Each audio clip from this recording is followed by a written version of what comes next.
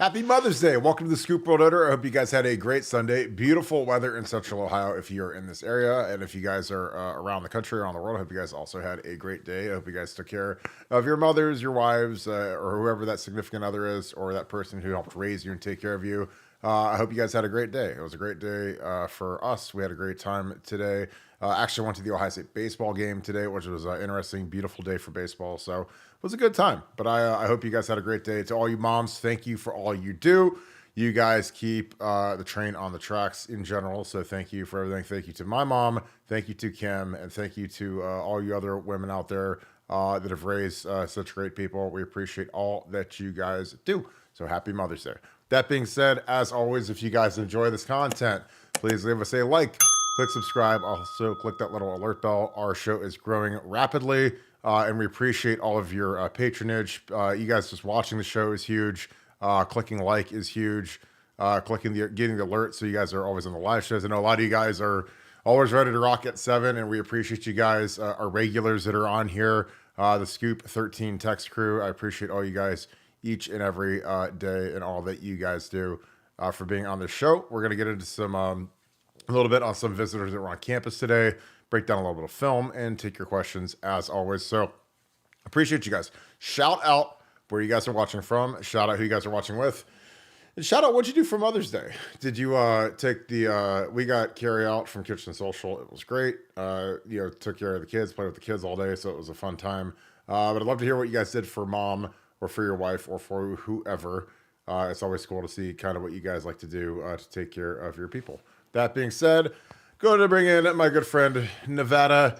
Nevada, nice day in Central Ohio today. Happy Mother's Day to you and your family. I know that you've got some great spawns, some great little Nevadabucks running around. So I'm sure that you're very grateful for all of that. But how was your day today? A great day, and it seemed like the Buckeyes had a great weekend. Number of recruits on top, a couple of transfer portal candidates, and Ohio State never sleeps. They're going even on Mother's Day, and it's kind of comforting to know that while we're out enjoying baseball games or custard pies or whatever else that we're doing, that Ohio State is out there doing work. Custard and pies. they were certainly doing work this weekend. So God bless them. Yeah, Nathaniel Owusu-Boateng is a guy that a lot of people are excited about. He was up here this weekend. His brother obviously plays for the Browns, is Jock. I think this kid's got a lot of ability, a lot of potential. There's also another guy to keep an eye on. Riley Pettijohn is a kid that I think we should pay a lot of attention to. Very high up in Ohio State sports. He was not in town this weekend, but with Nathaniel, he's a freak. He's a speedy little linebacker, perfect guy for, it's funny. Everybody talks about the spread offense, but for the spread defense, he's perfect. The guys that have to play in space, again, the big, fat, slow neck roll Mike linebackers are now gone. These are the guys that you need. Guys that, in the past, you'd look at a guy who's 6 foot, 205 and say, there's no way he could play in the Big Ten. But now with the way that the game has evolved into a speed and a sideline to sideline game, this guy's perfect. I mean, this guy will end up being 230 and he can fly. He has great film. I'm actually going to click that on. Nevada, with what's going on at Ohio State, there was a pretty good sized official visit. A bunch of linemen were in town. Nathaniel's probably the headliner, probably the highest rated kid that was in town. We had the kid from Michigan State, the safety was in town. What are your thoughts on this? Because again, it's I always think something that is very interesting and something that I know a lot of people probably don't think about is that how do you make campus look alive and great when all of the students are gone? Because right now the players are all gone. Some are actually getting back tonight for this week just so that they can kind of get their sea legs back after being on vacation for the last few weeks. And then there's, the students are off.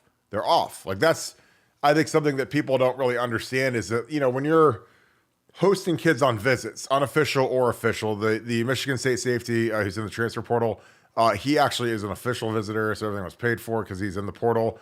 But the rest of these kids were unofficial visits, which means, mom and dad flies up, they visit, they see Ryan Day, they see James Laurinaitis, they see Jim Knowles, they see the whole crew. But, the atmosphere of campus is dead. because the kids are all off. Graduation is already taking place, obviously, in the last week. And then on top of that, you've got, campus is kind of a ghost town right now. Outside of the circus was actually in town at the shot today, which was kind of hilarious. But do you think that matters? Because again, maybe I think too deep into it, but when they have these summer visits, I mean, the students and the campus is much more dead than it is in a normal official visit setting when the kids are usually surrounded by the student body. So I think it's always fun to kind of accentuate, hey, this is where you're going to go. And, you take a kid on a tour today and it looks like a ghost town because everybody's gone. But does that matter, or is that a thing that helps Ohio State? Because I think that the weather part helps Ohio State. The fact that you can do these official visits in the summer, I think is huge, as opposed to waiting until October, November when it could be snowing and you get a kid up from, IMG in Bradenton, Florida. And that's not necessarily optimal for Ohio State. But what are your thoughts on that? Well, yeah, the weather was the first thing I was going to talk about, because we've had some famous weekends throughout the recruiting years that I've been covering Ohio State where it's just been bitterly cold, just like bitterly cold. And we try to make the best of it. We try to, talk about the kids making snow angels and doing all that stuff. But the reality is it's not awesome. It's not awesome when they get up there and no matter how many times you try to tell them, hey, you may have to play in Green Bay, you may have to play in Buffalo, you may have to play in New England, in the NFL, you better get used to it. I mean, nobody has a great time when it's 0 degrees. It's just not possible. So for these kids to come up during the summer, I think it's mostly beneficial. And they're mainly looking at the facilities and kind of the outline of it. I think they can kind of fill in the blanks, especially for a kid like Nathaniel, who's been to Ohio State several times. And, so he's seen it with people, seeing it in good weather, being able to talk to Ryan Day, being able to talk to James Laurinaitis in depth, being able to talk to Jim Knowles in depth. When I talked to people at Ohio State and I said, who do you think you did the best with of everybody this weekend?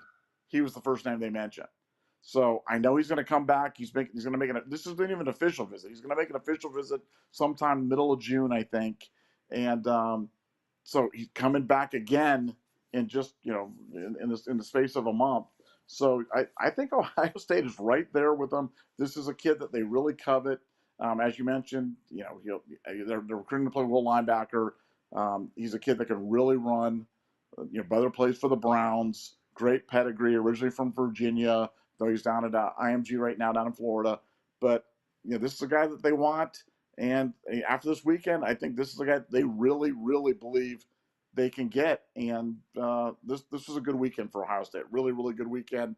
They got what they wanted out of it, and they got him in front of the guys they wanted to get in front of. And that was it doesn't get much better than that. Yeah, and then obviously with Jade Mangum, he's the guy, the Michigan State safety. He's got some interesting visits. He's going to visit Michigan, which is always interesting for a Michigan State Spartan, and then he's visiting Nebraska. I think with him, it's going to be, do you want to play immediately? Because Michigan State obviously has a huge void at safety between the injuries and the transfers. Or do you want to play for a great team like Ohio State? So I think that'll be fascinating. I mean, he's from Birmingham, Michigan, so who knows? But I think that we're having him in for not just to take him out to feed him steaks and do whatever. I think we're taking him out because hey, we need some depth. I think that Lathan's durability is something that I'm sure there's a little bit of a concern about because he's had a lot of injuries in his career, and then Malik Hartford missed the spring. So behind that, you've got Jaden Bonsu, and in a 17-game season, an exceptionally long season, you need a lot of guys, man, and a lot of guys are going to play, and there's going to be a lot of depth pieces, and that's the thing that's interesting is now, like if I'm these coaches, and a lot of these kids are getting potentially poached, what's the word I'm looking for, Nevada? They're being tampered with in the portal, I guess it's like allegedly. Yeah. I mean, come on. It's like, all these coaches can go to the high school coach. Hey, how's Kirk doing? Is he doing great? Oh, he's not happy. Well, just remember, we've got, it's like, Don Johnson in in Django, where he's like, well, I've got 5,000 reasons to believe that you're a great businessman. He's like, oh, come on in and get yourself something cool to drink. And that's kind of like what it's like where, well, we got a couple 100,000 reasons why if he's unhappy, he could come be a Washington Husky or come be an an Oklahoma Sooner or whatever, because that's kind of what it is right now. So that's like the funny things. I think some of these guys that get into the transfer portal, they're heralded guys. They're 4 and 5 star guys, and I think that there's some of these college coaches that are so desperate to try to get them. If they have like an allotment of money that they can spend, they'll go spend and pay them like they're 4 and 5 star guys, except for they really aren't. They showed up to Ohio State, and a lot of guys, if they're not playing, there's a reason why they're not playing. It's not because it's not because the coach is a big meanie. All of these coaches want to stay gainfully employed, so they're going to play the best players. So I think that some of these guys take advantage of saying, well, I was an Army All-American or whatever, and maybe someone will pay me some money. And it has happened. I've seen it happen. I've heard the inside stories on some of these things, and it's stunning what some of these guys get. Some of these guys stink, but other schools it's like they kind of pay for the garbage that you're going to set out on the curb anyways. But I digress. It is what it is. Nevada, as we're starting to get into camp season, how has camp season changed in your eyes? Because that's going to be taking place mostly in, we're going to get going here in a few weeks. They're going to do the preliminary camps, and then it's going to be like full-blown camp season. Are they less important now? Are they more important now? Is it more, has the engagement shifted where it's more evaluating younger players as opposed to older players?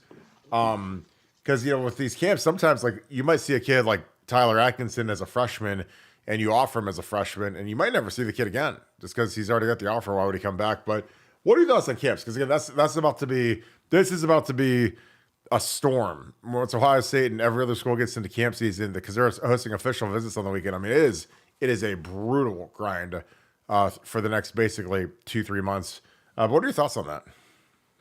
Yeah, well, I think the lazy take is to say, well, they're not as important as they used to be, and kids are scouted out so well, though they're not being seen. But I think you nailed it. I think they're just morphing to being more important for the younger kids, the kids that are kind of flying under the radar, the kids that haven't been discovered yet. And for the older kids, I think the idea of finding you got to go back to the genesis of the camp. The genesis of the camp was, hey, there's hundreds of thousands of high schools that play football, and you can't possibly cover them all. And so a kid comes to camp, and he's where did this kid come from? It was like the old Disney movie, The World's Greatest Athlete, and they find some hidden guy that can win the decathlon and stuff like that.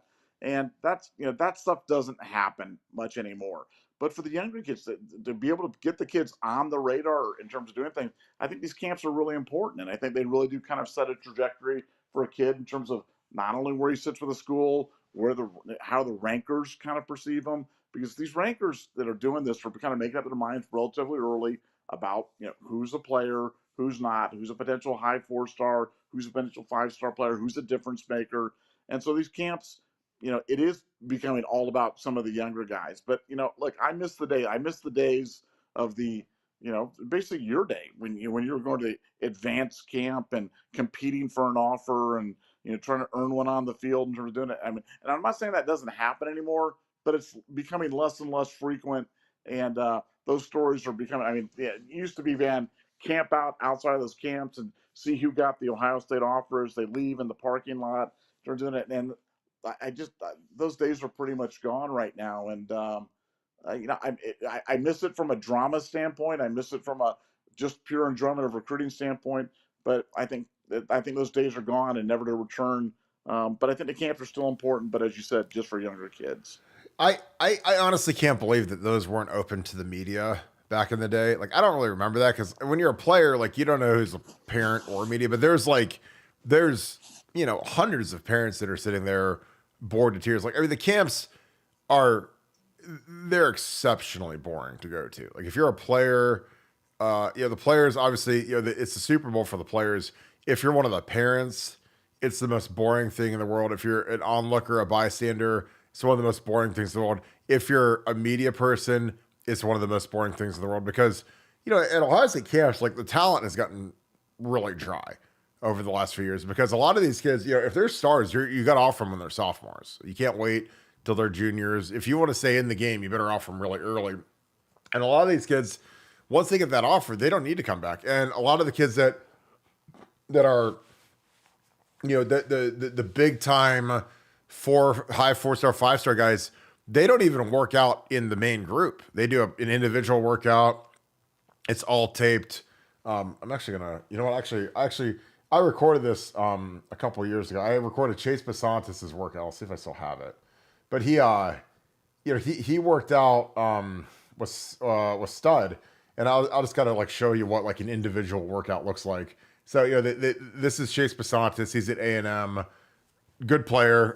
Played a lot as a right tackle. Would probably play for us this year at right tackle if we would have got him to the portal. But like this is what the big time kids do. Like the big time kids, they come in here, they work out on their own, and they don't even go to the regular camp. Like after he'll come in here and he'll do his individual workout for 35, 40-ish minutes. Because, like you want to get an evaluation on the kid, but you don't want to break them off. So it's like there's like a fine, like, hey, let's come hit this sled, and it's all very lovey-dovey, and it's not like some hey, we're gonna kill this kid and beat him down and whatever. But these they do these, and again, for a lot of these guys, this is like what their camps are like now. Like when I camped, and again, way back machine, here we go, my favorite part of the whole show, 20 years ago, like everything we did was competitive. Like we did one-on-one pass rush, and I'm talking, it was like the best players versus the best players, and it was like a war. And I mean, we had advanced camp, which is illegal now, where it was literally an invite only camp. It was private. No MAC schools were there. It was nothing but the best of the best, only Ohio State coaches. It was serious because like everybody there was a 5-star, 4-star. No, I was a 3-star, but I was blocking and locking down 4 and 5-star guys because that's what you had to do back then. So I love those days because every rep was like the best. It was the best versus the best. So, but now it's like these kids, I don't know how it's evolved into this. And again, I know that like why they do this. They want to watch the guys hit the sled. They want to watch the guys do their individual stuff. And I think for some of them, like they want to have some of these guys, their egos are so fragile. They want them to have a good time at Ohio State. So they kind of rig it so that nothing can really go wrong. So like if say Chase Basantis goes out to the regular camp and he just gets shredded in one-on-ones, he gets dog walked, and his videos all over Twitter of him getting dog walked and looking terrible. Cause that's what happens is these kids, they show these reps, they put them on X, or they put them on Facebook, or they put them on the recruiting sites or YouTube, whatever. And the kid's like, oh, I had a terrible day at Ohio State. So immediately like the school pays a penance for a kid not doing well at camp that day or in the drill or whatever, which was the reason why we used to fast time kids. So, Urban was real big on fast timing kids where, you got your stopwatch, and if it's a dude, like a guy who's like really, really good, if it's JJ Smith is running a 4.4 when they run the 40. And I don't even know if JJ even ran a 40 at Ohio State. No matter what he runs, he's running a 4.45. No matter what, he could run a 4.82. He could slip and fall down and do a somersault. He's still going to run a 4.45 because that's what we did. It was basically like, look, you don't want a kid to show up here, and he flew in from Miami and he ate sunflower seeds and Doritos for breakfast and got off the plane and threw his spikes on, and he comes out to the field and he's stiff and dehydrated and feels like trash because he's on a 2.5 hour flight. And then the first thing he does is runs a 4.7, 840 because you're Mr. Honor System when it comes to timing the kids in the 40s. So Urban was like, make sure that like when we have ballers that they all run really fast because we want them to feel like, oh, at Ohio State we had a fast track and I felt really good there and I could see myself there. And then the kids get the kind of like this positive like vibe and aura around Ohio State. Like, man, I ran really good there and I had a great day there and whatever. I mean, he got out there and dropped every ball, but if he ran the fastest 40 of his life, then magically like everything's going to be good. Nevada, you would never believe that they would do something like that, correct? That was kind of like when the infamous George Dorman article that talked about Jim Tressel rigging the raffles so that the really, really good players would win the prizes, like every other college program in the history of mankind has done. Yeah, no, look, you just want people to have a positive association with your program, and that goes for every sport, for every player, every kid. For the superstars, you want them to be thinking good about it. You want the weather to be good. You want the girls to be pretty. You want the food to be good. If you have Chipotle outside, you want to have water or drinks with the Chipotle outside, so that they're not out there eating the food by themselves and not have anything to drink with it. Stop. And That actually that's a real story, by the way, folks. yeah, It's a real story. We're not gonna put people on blast, but there's Chipotle with no water. Can you imagine eating Chipotle with nothing to drink? The big sodium bomb right in your gut. Oh my god. Oh yeah, no, I'm getting parched just thinking about it right now. But no, I just think it's just smart. Recruiting is salesmanship. It's salesmanship of the highest order. It's like anybody who sells anything. You guys are all out there. You're selling yourself. You're selling your business. You're selling your products. Whatever you're selling, you want to put it in the best light and make people feel good about making that buying decision. And for Ohio State, I mean, these guys are expert salespeople. They're master psychologists. They understand the art of the deal in terms of how to do this, and that's why they can get recruits, and that's why they can convince parents. And now you got to convince agents and representatives and other people on top of the kid as well that this is the best path for them financially, it's the best path to promote the kid, best path to get into the NFL and beyond. And but like I said, I miss the camp days. I miss the camp days of, AJ Hawk there in the thing and wondering if he's going to get an offer and waiting to hear. And I mean, that was fun. It just seemed like it was a little bit more innocent, a little bit more pure, a bygone era. But hey, welcome to 2024. This is what we're dealing with. Well, you didn't get the instant feedback because you didn't have updates on Twitter and on BuckeyeScoop.com and everything else. Like that's the thing that was interesting is like, back in the day it was like in the old Bill Greene like 1-900 number. Like I can't imagine how much money he made the days of those camps where he was in there and he's trying to mine for information. Again, like with Tressel, like I remember like the media guys had to like wait outside by the trees. And I have no idea why, because I don't know what you could possibly glean from those camps. Like, I mean, like that's like some North Korea level media stuff, which again, they do some of that stuff now, but it's just like what are you possibly, what could they possibly report? But Kirk, what you're getting, I mean, literally, because we'd have these reports, it'd be like, hey, Tressel and Bowman went to the kid and the kid started jumping up and down and hugging and this and that. So like, I guess he got the offer. Yeah. I mean, that kind of stuff. And, that was kind of fun. Like I said, it was a time when recruiting was much more pure. It was fun. Like those big reactions, like you said. Now it's about the edit monkey and my top 27 list, and I'll be cutting it down to 22 next week and things like that. And things were much simpler when we all just dialed 1-900 Corellic and paid $2.99 a minute to listen to drone on for 17 minutes and 1 second. I mean, I wish that they would like do the NIL deal. They'd have like 2 girls in the Deal or No Deal like briefcases, and they could say either like 0 or like a proper number, and the kid's like, I want that one, and it's like 0, and then the kid's like crying because he didn't get what he wanted. But no, I know what you're saying. Like I remember like the days like with Elfline. Like so, Pat Elfline was a great one. He had a great camp. We offered him, and I was with Matt Campbell. I was the GA that time. Matt Campbell was the head coach at Toledo. Actually, he was the offensive coordinator at Toledo. And I watched all the drills with Matt, and we were comparing notes back and forth because like I loved Matt.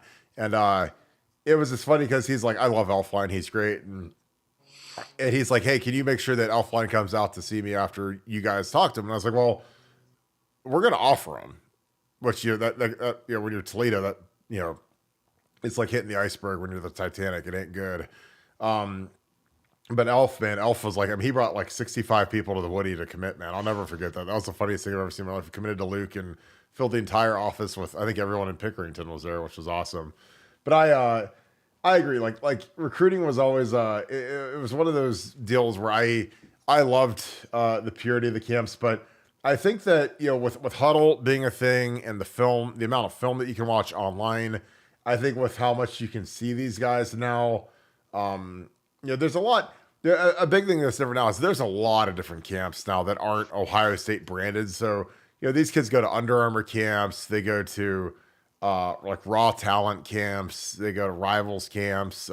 They're all trying to earn invites to different All-Star games or the Elite 11. So, a lot of these guys, man, if you don't have your camps early, this is something we used to talk about. If you don't have your camps early in the summer, man, these guys are camped out. These guys are like, they've already been to 25 different camps by the time they get to yours. And eventually they're just like, okay, I'm good. I've had enough camp. But I agree. I think that, there was something different about like when there wasn't the instant reaction or response. Cause I remember like when I camped, for instance, when I left advanced camp, I swear to God, like the O linemen that I was with were like, dude, you're the one, you're going to get the offer. Like they're going to offer you today. And I'm sitting there and I was like, no, they're not.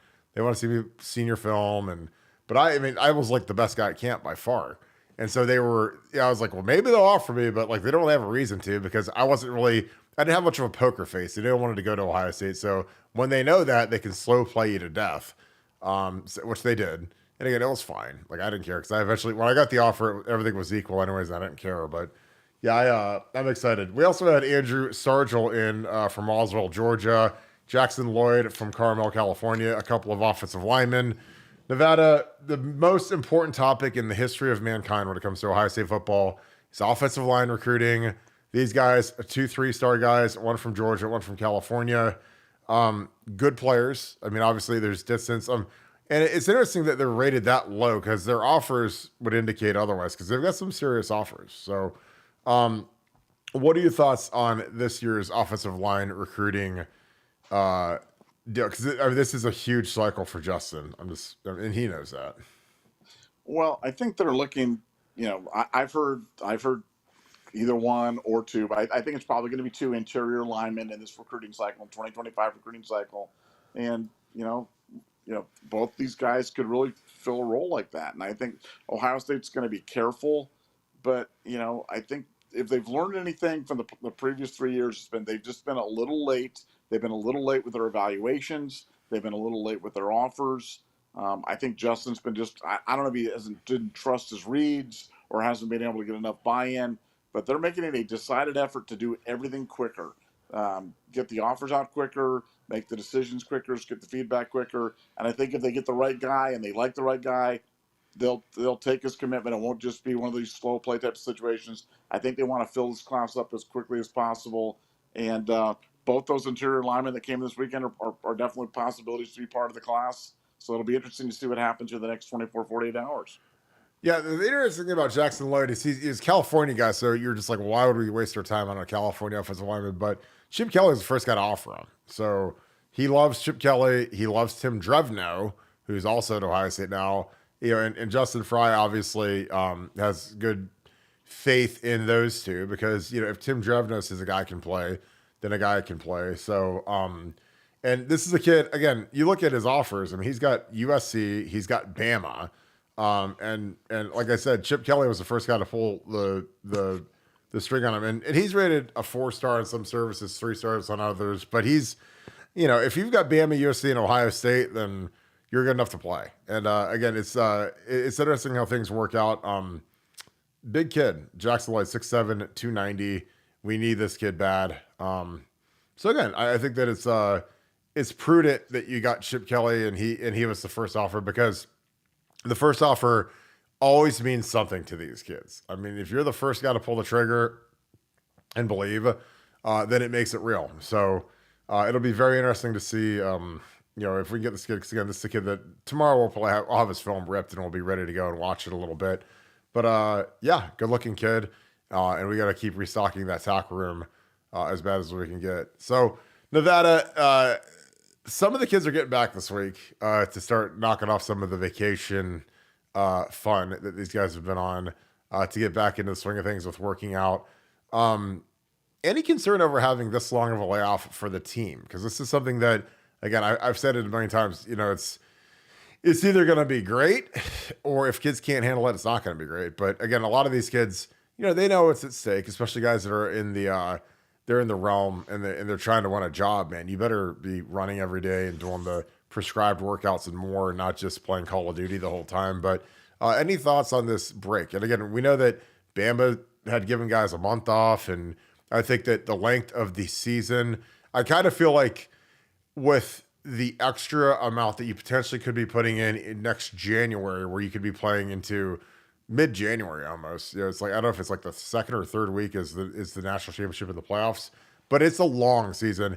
And I feel like they're kind of taking a week from that you normally get off at that part of the year and inserting it during this part of the year to give the guys a little bit more of a break. But is there any concern on that? Because again, I can see it both ways. Because again, it could be, hey, the guys got, they got to get their quote unquote reboot or their reset where they could get their mind off football and go on vacation and just chill out. Versus, is it worth them losing some of that edge that they probably had coming off of spring ball?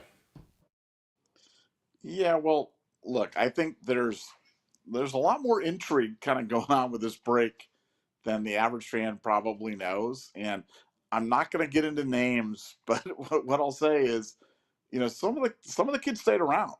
Some of the kids stayed around and worked out and continued to work through the break, and other kids took off and did other things. And for certain position groups, some of the some of the kids stayed and semi-organized activities, voluntary workouts, wink wink, they're going and doing their thing. And if you're not part of that group and you're gone and you're not there, especially at a key position group, then you kind of get those sidelong looks from the coaches. And is that fair? No. Is that right? Is that moral? Is that ethical? Whatever it is, but it's human nature. And we've all been on teams. We've all been part of the thing, and the coach will say, "Hey, voluntary workout at this," but is it really voluntary? Is it really on your honor system? Is it really just do what you can do type of thing? And I don't care, and I'm not going to hold it against you if you don't. Um, I guess we're going to find out. But like I said, I don't want to go into it because I don't want to set off a firestorm. But what I'll say is there have been certain kids that hung around and other kids that didn't, and that has gotten some notice from people in Ohio State. And we'll see if that comes into play as they kind of move into summer and moving into the fall, if that affects their position on the depth chart. Well, I totally agree with you because I think when you, if there's, again, it's just like the National Football League. The National Football League, there's this thing called OTAs, organized team activities, and OTA is a practice. Like now, when I was coming into the NFL, I knew what OTAs were. I didn't know if they were just like, just kind of like individual practice. Or no, it's like a full football practice. You're doing team drills, 11-on-11 drills. They're physical, which when they're not supposed to be. Like when I was with the Detroit Lions, we lost a couple practices because the NFLPA actually watched the tape and they said, you guys can't be like killing each other like this with no pads on. But hey, we're out there trying to get jobs, and the team the year before stunk. So there really weren't any roles. And you don't want to be the guy that says, well, they said don't go as hard, and then you get ran through. So kind of was what it was. But I think that you make a great point. Again, like, it depends on, I think it depends on how comfortable you are with the lead that you have on your backup if you're a starter and you go take a 3-week vacation, basically. You go take 3 weeks off, not to be seen or heard from. If you're a stone cold lock starter like in Emeka Egbuka, dude, all day. Trey Henderson, all day. Easy. Donnie Jackson, all day. Easy. But some of these guys, Jack Story, JT, some of these guys, man, I think they're crazy. I mean, I wouldn't have left that building. If I was in a competitive spot to make a case to be a starter at some of these position group battles, like, dude, I'd have been in the Woody Hayes every day. I mean, you have to be. I mean, it's the only way you can win those jobs is, you got to obviously win it on the field and perform, but I don't want to get a workout in. I don't want those coaches to see my face. I don't want them to be like, man, that guy is just crazy dedicated. He's here all the time. He's a gym rat. He's in here watching film. He's getting with the linebackers or the quarterbacks coach or whoever and running through extra drills, asking how they can get better, watching more tape. Again, coaches love that kind of stuff because then when you have players that are as committed to the program as the coaches are, because like these coaches, like, they get time off, but, they got to go on the road to recruit and, their livelihood depends upon these players, like, getting it done.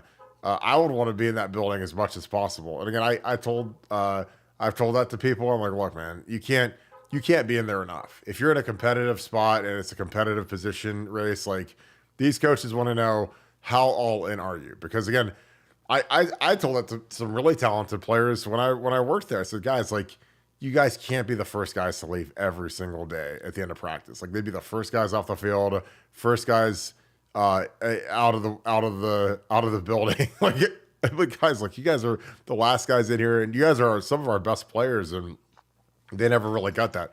But the funny thing was when Urban showed up, it all changed. Because it's one thing for me to say it when I'm just like a little GA, but when Urban says it, there's a whole different ball of wax, boy. And you better believe some of those guys were staying a lot later after he got a hold of their habits. And the beauty of Huddle and all of the little film things that they have on their iPads or whatever is that it monitors how much those guys watch film. So when some of those guys aren't watching any film at all, it's hilarious because I was just like, come on, guys, like don't put yourself in a situation. I was like, at least sit there and watch it while you're watching the NBA game or the NFL game or whatever. At least like watch some film so we don't have to like crack you guys too bad. But that did happen. It was pretty fantastic. We hold on. I just want to make one more point. I remember when I was a young Nevadabuck, one of my first jobs, I was a VP of a healthcare company. I was 23, and I was single, didn't have kids, had no life other than work, and I had a boss who was just a maniac, just a complete, total, the most feared guy in the company by far. People were scared to death of this guy, and I was trying to figure out how he was going to survive. And there's the VP of operations, youngest VP in the company. And I just made up my mind that I was going to be in to the office every day before he got there. So he'd see my car when he pulled up, and I would not leave the office until he left. So when he left, he'd see my car there as well. And I did that for like 2.5 years. And, you think that doesn't matter, but I'm telling you, it mattered. Man, every time I came up for review with him, I still remember his name, Shelly Asher. Shelly'd be like, man, you work your butt off. You are here all the time. And, like, you think people don't notice that stuff when you're clock watching, you're out of 5:01 or something like that. No, they know. They know. They may not say it, but they know. And it's the same thing with football players, same thing in everything in life. Sometimes, what they say, 90% of life is just showing up. We'll show up early and stay late, and that can make a big impact. Did you ever tell them that you actually had a second car or no? No, I never did tell him that. No, I was so poor. Nevadabuck was so poor, and I had a red Audi because I went to the Audi place and they sold me a red car, and I don't even like red, and I ended up with a red car and I had to drive it for 3 years because I had a lease on it, and I didn't like this car. I hated it, and I don't even know how I bought it. Those salesmen were so good at Audi, they convinced me to buy a red car, so I had a red Audi for 3 years. But he noticed it because it was parked right there by the door every day. Right. That's good. I mean, like I said, that's people that all adds up, man. These people all they recognize what's going on when it's that type of a deal. So this kid's film is actually pretty good. I'm just gonna toss this out in the backfield. Jackson Lloyd, give me 1 second. He's the big tackle we were talking about. But again, he's got a lot of upside. Like I think that this is a kid I want to break him down tomorrow for sure. But I could just throw up his deal. Andy, Joe, I hope you guys had a good, safe trip. Thomas as well. I saw you guys on Friday. It was great seeing you guys. I hope you had a good trip to Indiana and got home okay. Yeah, Jackson Lloyd is, this kid looks good, man. I'm watching his film. I was clipping it just now, but I'm going to toss it on here for you guys. But he's a good-looking joker, man. He's a lot bigger than I thought he was. And on film, he looks enormous. Kid from California. Again, I love that Chip Kelly's got the relationship. I thought he was only like 6'5". I know he's listed at like 6'6". You said 6'7". Oh, I mean, like on the program he's listed as 6'7". So, but I mean, you watch this tape, unless he's playing against the 7 dwarfs. Like, I mean, he looks huge. Yeah. So we'll click the tape on the 7 Pantones. Yeah, exactly. Unless they got all the Pantones out there running around making their small little deals. But I mean, he's the left tackle here, and it's like, you can see what kid's offered by Alabama and Ohio State. The kid that just pile drives this kid like 20 yards downfield in the end zone. And again, I know that's probably Mark Pantoni lined up at outside linebacker, so it's going to be ugly no matter what. But I mean, he's killing these cats. And again, I like that Chip offered him. Drevno liked him, so that helps. That helps the familiarity of Chip, who was a head coach, and Drevno, who was obviously the line coach that offered him. But he's a big dude. I mean, this guy looks like a tackle. He's a 6'7" kid, so. Those are the body types getting enough of. And if you want to be near and dear to my heart, dude, he plays defensive line too. Which again, so he plays both ways. He's not like all these soft kids that only play one way in high school. He plays both ways, which every good kid should do. Ennis did that. There's just not many kids that do that anymore. But he's a left tackle. I mean, he's a big kid. I would say, oh my God, they threw him the ball. Oh my God. He was going to throw it. Oh my God, it was a backwards pass to a throw. So that might have been the craziest play I've ever seen in my life. Literally backwards pass to it. I mean, they threw it back to him and he was about to launch it, but he ran it. So again, he's obviously a good athlete, but I mean, he's enormous. And he's taking Pantone out to the sideline, take Pantone onto the track. So again, I like this kid. Like I said, Rivals, which is, I mean, I don't even know how Rivals is still in business. They have this kid rated as a 3-star. There's no way in the universe this kid's a 3-star. This kid's probably a high 4-star, just based on his size and his athletic ability. And again, this is like, playing the Pantones of the poor right now, because I mean, he's just killing these kids. But none of them are probably guys that are going to be in the SEC in a year. But again, you can't always you got to evaluate the movement. You got to evaluate the size, and this kid's got size and length, which is something that we need more of in that room. But I really like his tape. Again, I'd like to watch some full game tapes just to see what he was really like. But again, kick slide is smooth. Again, that guy's got no shot of ever getting around him. But and he's used to being up in the gun, up in the 2-point. That set looks great. Again, Pantone falling on the ground. So it just, you're not going to get... This is the kind of kid that senior advanced camp would be made for, because you'd be like, okay, let's see what he does against like real players, like not these turds, but like real dudes, like guys that you're going to see in the Big Ten and the SEC. And I'm not talking the low end of the Big Ten. I'm talking about the Michigan, Ohio State, Penn State type D linemen. But I like his film. Like I said, I think he's got a lot of upside. I mean, I think this is a guy that, you empty the clip and give him a good NIL offer. And, again, starting with the 6'6", again, you put him on the scale and the measuring tape and see what is he really? Is he 6'6", 6'7"? But this kid looks bigger than 6'5", unless he's playing against the Seven Dwarfs.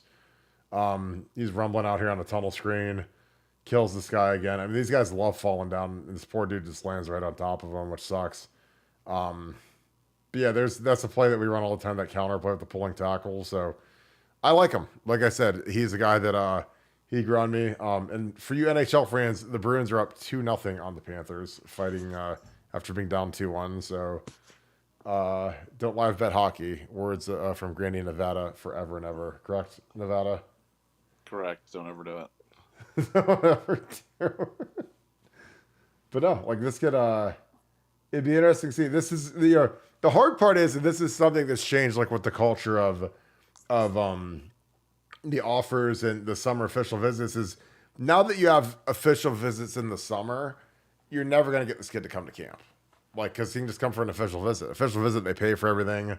And the thing that's really important to know about an official visit is a kid can't work out on his official visit. That's part of the policy. So you can't like fly him in for his official visit and then have him do an individual workout like you saw Chase Basantis doing. But I really like this kid's film. I think he's got a lot of ability. And I think that, if Chip can help pull this kid, fantastic. Tim Drevno can help pull this kid, fantastic. Because, he's considering SC, which is, I'm sure they'll be tough, and Bama. So I don't think if you're considering Bama and Ohio State, distance obviously isn't an issue. There is just clobbering this kid. I mean, I'd love to see, I don't know what division this football is, but man, there's some bad ball out there. But this kid playing defense is just a problem, because look how big he is versus these kids he's going against. He just runs up the field and just mauls two dudes and kills the quarterback, and the ball goes flying up in the air for a pick. So, yeah, again, I love guys that play D tackle and offensive tackle, because it's not as much like people talk about having a defensive mentality. I think that's like the dumbest thing in the world when people say that. But I just think that you show that you're selfless and you show that you're a conditioned athlete when you can play both ways in high school. So, when you got a kid who's this big and powerful, and especially when you don't block him and he just runs right up the middle and about kills the quarterback, then you can see the kind of impact that he makes. So, but yeah, I think he's, if he's not keep in mind. Now keep in mind, he's from Carmel, California. Carmel, that's where Pebble Beach is. Okay, so you can imagine. You can imagine the quality of the football that he's playing. It's probably not super high. You know what I'm saying? That it's like I'm from the Citrus Belt League, which is like Fontana and Rubidoux and Riverside Poly and Colton, Eisenhower. You know what I'm saying? Like the black and blue division of California. Carmel, it's a little more ritzy than so. He may just be really big because those kids are really, really small. Because these kids, because their dads are driving their Rolls Royces, having the butlers drop them off at school every day. I mean, if you Carmel, like I live in Manhattan Beach, California, and Carmel's expensive. I mean, you know what I'm saying? Manhattan Beach is expensive, but Carmel's really expensive. So, yeah, it might not be the highest quality of ball, but you know, hey, good looking player, and players come from everywhere. But I did want to offer that little word of caution. I was like, why do these kids all look so small? It's because all their parents are cardiologists, and you know. Why do they all have why do they have butlers and valets on the sideline with them? It's Oh like my god, yeah, exactly. What do they have? somebody's Why do they have why do they have? for 'em. They've got a helicopter landing pad right outside of the thing for Papa to roll up to the game. Papa, are you coming to my game today? Oh, Papa is bringing in the helipad. Here he comes now. No, I mean, but again, you can't penalize the kid. But this is a kid where it's like, you know, you watch. This is the ultimate. You watch the movement. You watch the finish. You don't necessarily. I mean, you can't penalize this kid because you know of who he's playing against. You can only play who they put in front of you. But man, he's a big kid, and he plays. Yeah, but it's close to him playing left and right tackle, so that's good. I mean, I think he's more of a right tackle than a left tackle, but you know, because this kid play left for sure, absolutely. I love his ability. I love his film. I think he's gonna be a beast. You know, again, it'd be interesting to see where this kid ends up. Nevada, as we get into the camp season, as we get into you know, just the Chip Kelly era, what are some of the storylines that you're excited about for summer workouts? Because again, I think that figuring out who the backup quarterback is going to be a big storyline. I think that that's something that, you know, I think Will Howard, I bet a sizable amount is going to be the starter. And then, you know, is Devin the guy? Does someone beat him out? Do they get Julian Sayin ready to go? Because I always go back to, you know, most of what Ryan Day says is just pablum, like when he's at these press conferences, because he hates talking to the media more than any coach in Ohio State history. But when he did say that Julian Sayin needs to be ready to go against Penn State and Oregon and Michigan, that was not a throwaway line to me at all. And again, I could be crazy, and you could say, Kirk, you're an idiot. You know what you're talking about. But that struck me as very odd to say that this true freshman quarterback better be ready to go, especially when we have two other older quarterbacks between him and Will Howard in Devin Brown and Lincoln Keenholz. But hey, Ryan, what he says what he means, man.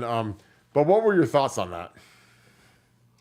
Well, you know, I mean, the Julian Sayin thing is really just one of the more interesting stories because, you know, it's rare that we have such a highly rated quarterback come to Ohio State, and you're talking about the number one quarterback in the country. That's kind of semi buried on the depth chart right now. You know, behind us, you know, a senior to be, a guy with sophomore eligibility, and then you know a couple of other younger guys. So in this portal era, how do you keep Julian Sayin engaged while not kind of messing around with your chances to win the 2024 national championship? And I know that they've got a lot of confidence in Julian. We've talked ad nauseum about the concerns about his size. He's not a big kid. He's a slight kid, and the way that they want to run the football, can he handle he did it in high school. He was pretty good about avoiding the big hits, and guys are good at that. Sometimes guys can just avoid, are smart about how they take the contact, and we've talked a lot about J.J. McCarthy. J.J. McCarthy's not a huge guy. He's not like some big tank. He's not a big Josh Allen, but I don't remember him taking a lot of big shots. So could Julian do the same thing?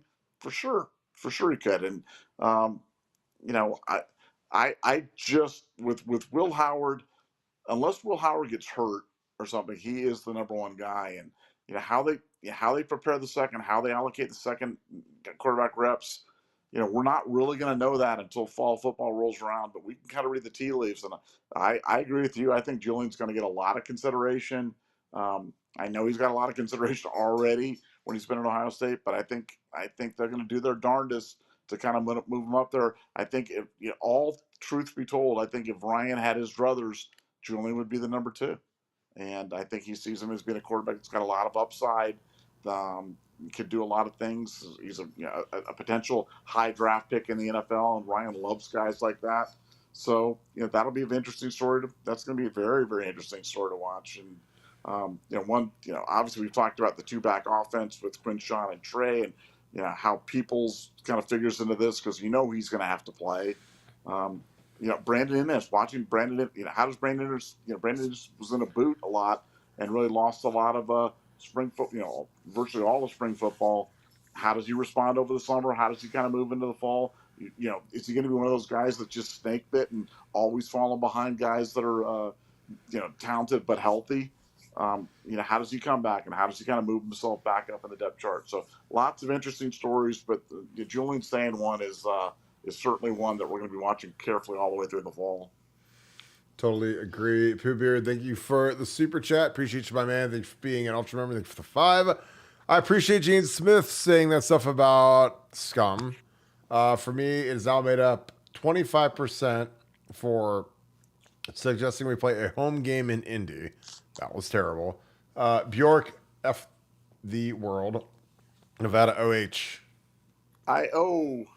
Yeah, I mean, it was good of Gene to say that. I think it's a popular opinion. I think that the vast majority of athletic directors feel the same way, especially guys that maybe lost their jobs, or they got to deal with heat from getting smoked by Michigan the last 3 years. I don't think it's a cop out. Like, people that don't think it's a cop out say, okay, well, let's play poker. We'll play high stakes, and I get to know all your cards, every single hand. Let's play it. Okay, well, that's different. No, it's not. I know exactly what you have. I know exactly what you're gonna do. If we play Texas Hold'em and I see everything you got, I know exactly how to bet. I know when to bluff. I know everything. And again, I think that's the same difference. In anything where you can dramatically improve your odds of guessing correctly the right move, or just kind of forecast what's happening. Again, it's like Great Sports Almanac in Back to the Future 2, one of the greatest movies ever made, when like Biff gives the kid the thing, and every single bet that he lays down is completely perfect, and he wins everything and becomes a gazillionaire. Like, it's the same thing. So I was glad Gene said that. I think it needed to be said. I thought it was smart to play to the crowd, because I think a lot of Ohio State fans feel like it's garbage that they were able to do what they did, and the punishment is coming. And 2, suggesting we play a home playoff game in Indy is, I don't even know where to start. I want to say it's impossibly bad. I just think that it's more like, no, our team needs to get tougher, and they need to be able to play in bad weather. Like, don't screw the pooch when it gets a little rainy, a little windy, a little snowy, because you're just full on chuck and duck forever and ever and ever. Because again, when the weather gets ugly, man, if you got to play Michigan and it's ugly, you better be able to do it. I mean, we had Brian Hartline and Brian Robisky, who were 2 NFL receivers. Robo, I think, went 2nd round, and Brian went, I think, 3rd round. And when we played Michigan in 2007, man, it was freezing rain. Ball was slippery. Todd Beckman couldn't throw it because the ball was wet. I mean, neither could Michigan. Michigan couldn't throw it either. So it was time to pack in the ranks and let's go. We were basically the phalanx. We had the phalanx offense, where it's like when the Spartans put all the shields up and the guys, and they just run people off the cliff into the river. Like, that's what we did to Michigan that day. So you got to be able to win those games, and sometimes it means you got to get your tackles down in 3-point stances and have them actually come off the ball once in a while. So I think that's where we're going to get to. And I think that's just something that every football coach has to be ready to go with, because when it's rainy and ugly out, it's plan B time, and plan B is time to pound the rock, and those receivers are going to be doing a lot of sock blocking, and hopefully they'll be better at that. Nevada, Pooh Beard says he appreciates Gene for saying that stuff. And he also had the comment that it makes up a little bit, 25% for suggesting a home playoff game. What are your thoughts on that? Well, I think it just shows how little respect we have for Gene, and that when saying something that's perfectly logical and it's everybody's mind, that we applaud it and we're like, wow, Gene said something intelligent. Because Gene is the guy that cost us the national championship with his famous another bowl ban is not even on the table. And that was so dumb to go down to that stupid Citrus Bowl instead of just flailing it then. And it cost us the next year. And it cost us a game against Notre Dame, a winnable game against Notre Dame for the national, a very winnable game against Notre Dame for national championship. Gene's just said so many stinkers that it's going to be nice to have an adult there in the room. But again, I'm glad he said it. I'm glad that they do it. As for the Indy playoff game, I think that mentality is going to change now that Chip Kelly's there, because Ohio State is going to be able to run the football. Ohio State is going to be able to run the football, and everybody's going to watch these games and go, "Wow, it's like magic. The offensive line looks so much better now, and Justin Fry's really coaching them up." And I'm going to go, same guys, same thing, better scheme. You know, the quarterback run. I know some people don't think it's important. It's everything in college football. It's everything, and the deception and misdirection and math, the outnumbering that Chip's going to be able to do by running the QB is really going to put opposing defenses in a tough spot. And when you're in bad weather, you want to be able to run the ball. Well, nobody's going to be able to run the ball better than we are. I'm just telling you. With Quinshawn, Trey, veteran offensive line, Big Hoss, and quarterback in Will Howard, we're going to be able to run the football. We're going to be able to run the football well, and we're gonna love bad weather, because that's going to be our time when we can just grind people into mincemeat. I'm calling that right now. Totally agree. Austin Swisher, thank you for the 5. OSU's offense always seems to have a guy who you can play at wide receiver and line up in the backfield. Again, last year that would have been Xavier Johnson. Do you think we will go to that again? If so, who is your pick? Nevada OH? Of the guys that we have right now, because we don't really have that guy. I mean, I would say Brandon Ince and Quinshawn would be guys that could probably either go in the slot or in the backfield, respectively. But I don't know if we have that guy. The guy that would absolutely be, who's at the very top of the recruiting board in the Woody Hayes, is Vernell Brown Jr., who's a South Florida Express kid who would be fantastic in Chip Kelly's offense. I mean, just absolutely fantastic. So that would be a guy that I'd look out for. I think that we've got a great chance of getting him. And oh boy, would he be an incredible gizmo for Chip to use in that offense, because I think he's got the speed, he's got the toughness. Because again, you got to find a wide receiver who's tough enough to do that. You need like a Deebo Samuel, because most receivers don't want any part of running in between the tackles or doing any of that type of stuff. But when you get guys like that, they're terrors. And I think that would be that'd be a great get for us if we could get Ennis to do that, or Quinshawn, because Ennis is a guy that he's got a lot of talent. He's probably our number 4 wide receiver right now. He probably thinks he's our number 3 wide receiver. But when you miss spring, it's really tough, especially when the guy taking your reps is J.J. Smith, and people realize that he's probably the best receiver in the country this year. So it's going to be real interesting. Nevada, Austin asks, or he says, Ohio State seems to have a guy that can play wide receiver and line up in the backfield. Do you think we go to that again? And if so, who is your pick? Do you think we use that with Chip Kelly? And who is your pick to do that role? Well, they have done that. And the guy they were doing it with, again, not the ideal guy, but it's been Emeka. And, Emeka's a guy that he can do stuff. He's not the ideal fit for it. He's not the perfect guy, but tough kid, versatile kid, smart kid, can do a lot of different things. But I think they're going to get a lot out of that. They'll get that same look with the 2 running back offense. I mean, when you run the 2 running back look, and whether you run that with 1 tight end and 2 wide receivers, or 3 wide receivers and 2 running backs, and you can do a lot of different things. And you basically get the same benefit out of having a wide receiver in the backfield, and instead it's a pure running back. And I just think it's going to be an absolute terror for defenses to defend against, when you have to respect Will Howard, but then you've got Trey Henderson and Quinshawn Judkins, who are both just menaces in the backfield.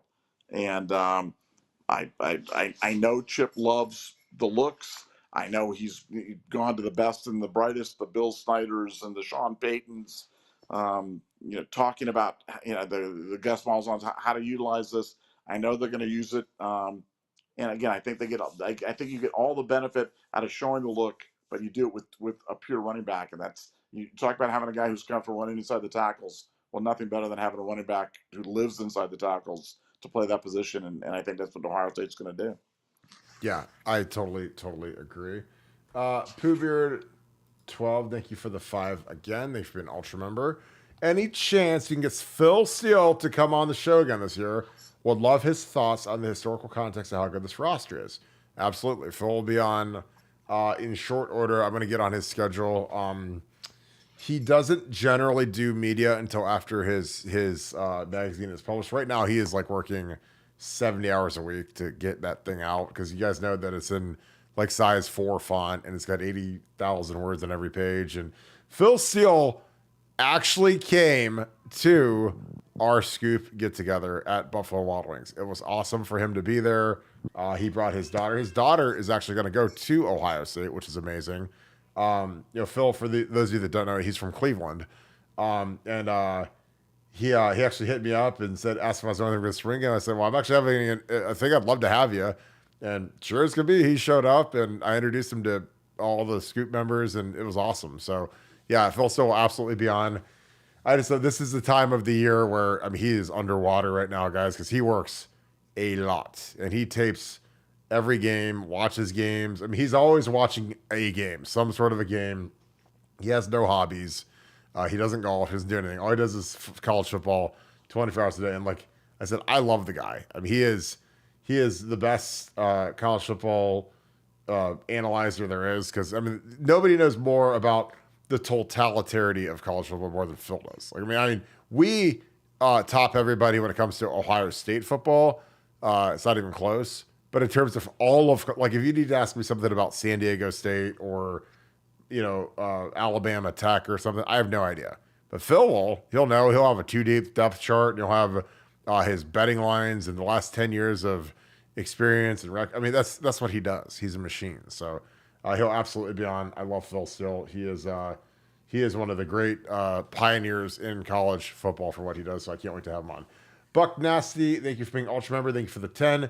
Nevada, is there any truth that Burke received a wedding invitation to J.J. McCarthy's wedding? Is he getting married? Is he engaged? I did not know. Nevada, I'm sure you know. Is our boy getting married? My boy. Well, no, I want to clear up the rumor. Burke did not get an invitation to the wedding. Burke is actually in the wedding. He's part of the wedding party. I actually am the wedding. I am the wedding. He's going to be he's going to be one of the best men for J.J. McCarthy, which is really like you would think, man, have a little bit of pride, like have some boundaries. But Burke and J.J. are close. He asked him to be in the wedding. He's going to wear like this big powder blue tuxedo with ruffles, and that's a lot of blue for anybody to wear. But if anybody can pull it off, it's Burke Harton. He actually was checking out house. I got a text from a guy who's a Scoop guy. He said, "Hey, JJ's touring my house. You want me to give him my Scoop hat?" And I was like, "It's pretty cool." I mean, he has no idea, but he's like he's got Ohio State stuff everywhere. But that's how deep we are. It's like I got that text message, and it was absolutely hilarious because I got introduced to him from one of my friends out west, and he's like, "Hey, this guy loves your show," and he's like, he watches your show every night, and yeah. So obviously, if JJ's looking at his house, the house is probably pretty nice. Given where JJ was drafted, but it's pretty cool. I mean, the Scoop Mafia is everywhere. But how does it feel to be known as like the JJ McCarthy guy, like the guy that's the big JJ McCarthy head? Is that a badge of honor for you? It's truly bizarre because again, the genesis of me being the JJ McCarthy guy, as I said he has the best chance for success in the NFL because again. Like, you could put me out there, and if I had Justin Jefferson, Jordan Addison, and TJ Hawkinson, and even Aaron Jones, who I think still has something left in the tank from Green Bay as their new starting running back, like, and Christian Darrisaw, who's one of the best left tackles in the NFL, like, that is being set up for success. And then you look at, like, Drake May. I mean, his receivers are terrible. His line's terrible. His running back, reminder receivers is the best player in that whole offense, and that's it. So, you say who's going to have a better rookie year between Drake May and JJ McCarthy? I'm like, JJ McCarthy. He's got Justin Jefferson. Are you kidding me? Now, Justin Jefferson might kill him if he can't throw the ball because Kirk Cousins could sling the rock. And JJ ain't ever thrown it like Kirk Cousins had to. So when Justin Jefferson's trying to get his $35 million a year contract and, JJ's, 3 for 20 or, 6 for 20 and Jefferson's got 1 catch for 10 yards and 5 targets. Like that ain't gonna go good. I mean, that's the thing that I can see is like when you're a guy like Justin Jefferson and you're going for an extension, you're in your extension year, and you go from a Pro Bowler like Kirk Cousins, who's got paid a fortune to go to the Atlanta Falcons, to a rookie like JJ McCarthy, who never had to throw the ball in his life at Michigan. That is a recipe for absolute disaster, in my opinion. But it'll be very interesting. Well, Nevada, I think we can wrap this up on our Mother's Day show. Appreciate all you guys. Any final thoughts? No, I just appreciate you guys visiting with us. If you want to do us one more favor before you leave, hit the like button. It helps people find the show. It helps drive us up the algorithm, and we really, really appreciate it. And again, if you wonder what you want to do, you're like, I got this hour. This hour was unbelievable. What am I going to do the other 23 hours a day? Come join us at BuckeyeScoop.com. This is what we do 24 hours a day. If you like Ohio State football, if you want to be the smartest, most complete fan that you can be, listen to this podcast 1 hour a day, but join BuckeyeScoop.com for the other 23 hours and complete your education as an Ohio State fan. And we'll see you tomorrow night. Absolutely. We appreciate you guys so very much. I hope you guys had a great Mother's Day. Again, thank you for joining us tonight. Great night of sports ahead. A couple hockey games, another basketball game, so you guys can get on with that. Enjoy your time with mom. Give mom a call. Make sure you guys are thankful for it. And for those of you that have lost your mom, my condolences. I know it's very tough. This is a tough day for a lot of people. So again, I'm thinking about all you guys. Appreciate all that you guys do. Oh, we got another super chat. Dev, what is up, my man? I appreciate you. Thank you for the 10. Appreciate you, brother. OHIO, thank you as always. I hope you and Cujo and your girl had a good time today, and your family as well. Devin, appreciate you, brother. As always, Devin is one of the funniest cats on earth, one of the best people I've ever been around, so I appreciate you, my dude. Thank you for being a wrench, along with Akeem, Doreen, and Kim holding it down. As always, thank you so much, Buckeye Nation. I appreciate all you guys do. If you guys enjoy this content, please leave us a like, click subscribe, also click that little alert bell. Again, we appreciate you guys so very much for all that you guys do for a Buckeye Scoop and this podcast. Again, I know that we have a very hardcore group of people that love to watch it, and we're very thankful for you guys. So it's a great show because you guys make one, and we appreciate that. That being said, thank you so much, Buckeye Nation. Thank you, Scoop family. I'm going to talk to you guys tomorrow. I hope you guys have a great rest of your night. Go Bucks.